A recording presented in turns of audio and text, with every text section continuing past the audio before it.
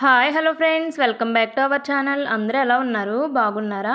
ఈ వీడియోలో నేను టమోటో దోసని ఎలా తయారు చేసుకోవాలో చూపించబోతున్నాను. ఈ టమోటో దోస కోసం నేను 5 టమోటోల్ని చిన్న ముక్కలుగా కట్ చేసి మిక్సీ జార్లోకి ట్రాన్స్ఫర్ చేసుకున్నాను. తర్వాత చిన్న అల్లం ముక్కని ఒక 12 ఎండుమిర్చిని కూడా వేసుకున్నాను.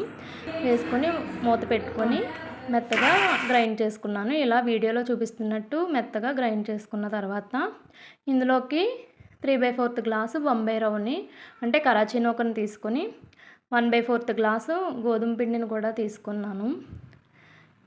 ఈ మొత్తాన్ని ఈ టమోటా మిశ్రమంలో కలిసేలాగా ఒకసారి కలుపుకున్నాను. తర్వాత కొంచెం వాటర్ వేసుకొని బాగా కలుపుకున్నాను. ఆ తర్వాత మూత పెట్టి మళ్ళీ గ్రైండ్ చేసుకున్నాను. గ్రైండ్ చేసుకున్నప్పుడు మధ్య మధ్యలో కొంచెం కొంచెం వాటర్ వేసుకొని దోసల పిండిలాగా మెత్తగా గ్రైండ్ చేసుకోవాలి. ఇలా వీడియోలో చూపిస్తున్నట్టు మెత్తగా గ్రైండ్ చేసుకున్న తర్వాత ఒక బౌల్లోకి ట్రాన్స్ఫర్ చేసుకోండి ఈ పిండిని. ఆ తర్వాత ఒక పావుగంట సేపు పిండిని నాననివ్వాలి. పావుగంట తర్వాతే ఈ పిండిలోకి రుచికి సరిపడా సాల్టు, చిటికెడు సోడా పౌడర్ని కూడా వేసుకొని కొంచెం వాటర్ వేసుకొని బాగా కలుపుకోండి. నేను చెప్పిన ఈ క్వాంటిటీ అనేది 11 దోసలు అవుతాయి.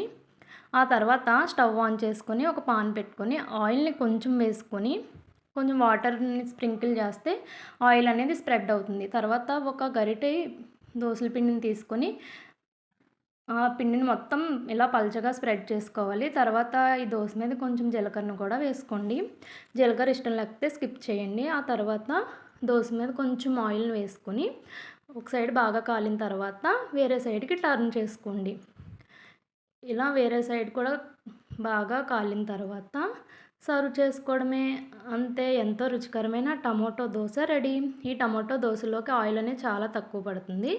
ఈ వీడియో నచ్చినట్లయితే లైక్ చేయండి.